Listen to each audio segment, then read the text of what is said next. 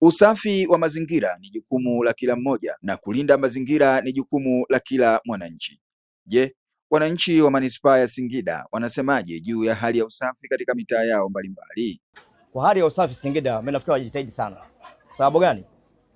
Kipindi cha nyuma matakataka yalikuwa yanazagaa hovyo, au sio? Lakini sasa hivi halmashauri ya manispaa ya Singida imeamuru kila mtu awe na chombo cha kuwekea matakataka, na kweli watu wanafanya hivi. Hasa ukiangalia katika masoko, au sio bwana? Soko letu la Singida zamani lilikuwa chafu sana, lakini sasa hivi soko la Singida ni safi. Hata nyewe mkiangalia mazingira ya soko ni safi sana. Swala la usafi katika manispaa yetu ya Singida kwa kipindi hiki, usafi unaendelea. Viongozi wanapambana katika kutoa elimu kuhusu swala zima la usafi. Siko kweli kwa serikali ni kwamba wao wanafanya hizo kazi kwa wakati, hasa magari yanapita kwa wakati, ili uchafu usiendelee kuwa mwingi na kujirundika kila sehemu ya barabara ya Singida.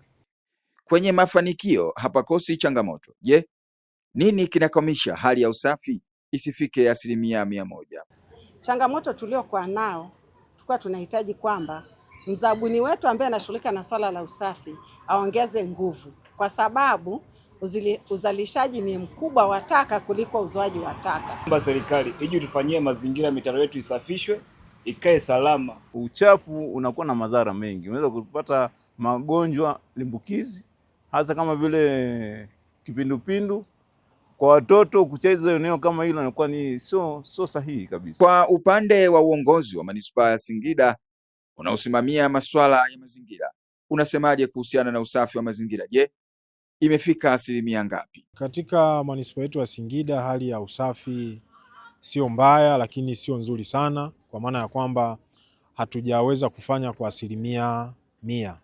Mpaka sasa kwa manispaa ya Singida kwa siku moja tunazalisha wastani wa tani 140 za taka, lakini uwezo wetu wa kuziondosha na kuzipeleka katika dampo kuu la Mwankoko ni kama 78%.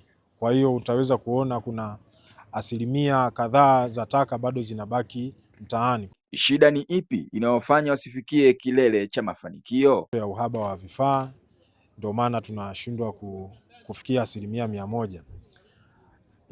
Ili kuongeza ufanisi, kwa sasa hivi tuna mzabuni mmoja, lakini ili kuongeza ufanisi tunajipanga, tunahitaji at least tuwe na wazabuni kadha wa kadha, ikiwezekana katika kila kata 3 tuwe na mzabuni mmoja, ambayo itakuwa ni chachu katika uondoshaji wa hizi taka. Tunaamini kwamba tukiwa na wazabuni kadha wa kadha, kila mzabuni akija na vifaa vyake, changamoto ya taka kwa manispaa ya Singida itakuwa ni historia.